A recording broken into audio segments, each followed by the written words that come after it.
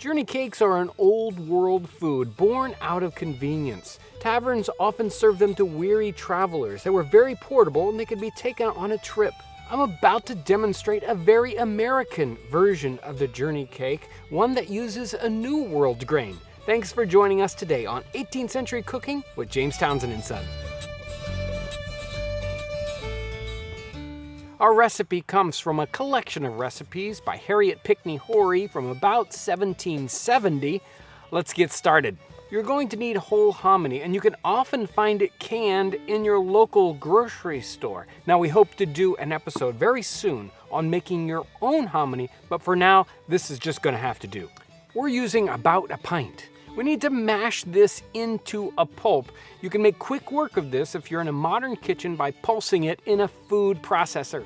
Next, we're going to be adding 2 gill of all-purpose flour. Now, the recipe calls for 1, but we've found 2 works much better. A gill was a standard unit of measure in the 18th century, about 4 ounces. Probably its best known use was giving soldiers and sailors their daily rum ration, a practice that the British Navy continued until very recently. Interestingly, there was also the jack that was half the size of a gill. We offer these on our website. So 8 ounces of flour, 2 tablespoons of milk, a dash of salt, and mix it all together well. This recipe calls for baking these journey cakes on a bannock board. So I've got a nice thin board here that we can use for a bannock board today.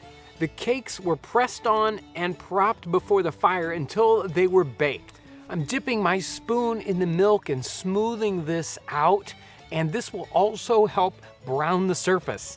If you're baking this at home, you can place this on a baking sheet lined with parchment paper. You'll probably need to bake this at 350 degrees for maybe 45 minutes or until it's nice and golden brown. So to bake with this bannock board, we're gonna set it right by the fire, right up close to it. We don't want it to actually burn the board or catch it on fire, but you wanna prop it up right up next to the fire so it can bake. This has been cooking about 30 minutes and we've been watching it rather closely.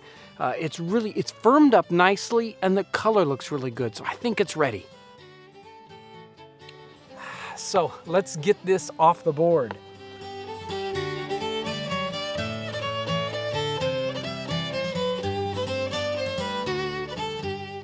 So I've got it cut off the board and it looks like it might have been able to bake a little bit longer. It's pretty soft on the underside, but no matter what you do when you're baking it on a bannock board like this, it's more cooked on one side than it is on the other. Let's give it a try. Wonderful, nice salty corn flavor, just like I like, really. A lot of that flavor is what's coming in from the hominy itself, because hominy has such an umami to it. It's got a wonderful little flavor, so these turn out really good. And I suppose, if we kept baking this, maybe even we flipped it over and kind of baked the back side a little bit, we could use this as a travel cake. We could put it in our haversack and take it on our trip. Well, this journey cake would be a wonderful thing to demonstrate at an event, especially for a traveler, a voyager, or a soldier who wants something that you can do right at the campfire. Now, if you're interested in getting started with living history or just what it would be like, we have a free course that you can take. I'll put a link down in the description section of this video. Well, this journey cake was a wonderful little experiment and it turned out great. I want to thank you for coming along with us as we savor the flavors and the aromas of the 18th century. If you're new to our channel, I want to welcome you.